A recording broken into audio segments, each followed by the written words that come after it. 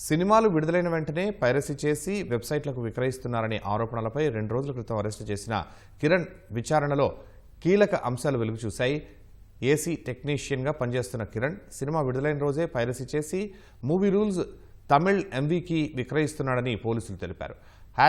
#Single సినిమాను నిందితుడు piracy చేయగా ఫిలిం ఛాంబర్లోని యాంటీ పైరసీ సెల్ ప్రతినిధి ఎర్ర మణీంద్రబాబు ఫిర్యాదుతో అతన్ని పోలీసులు అరెస్టు చేశారు. 2019 నుంచి నిందితుడు సినిమాలు పైరసీ చేస్తున్నాడని వెల్లడించారు. ఇప్పటి వరకు 65 సినిమాలను పైరసీ చేసినట్లు తెలిపారు. పైరసీ సైట్ల నుంచి ఒక్కో సినిమాకు నెలకు 40,000 నుంచి 80,000 రూపాయల కమిషన్ క్రిప్టో కరెన్సీ రూపంలో తీసుకుంటున్నట్లు పోలీసులు వెల్లడించారు.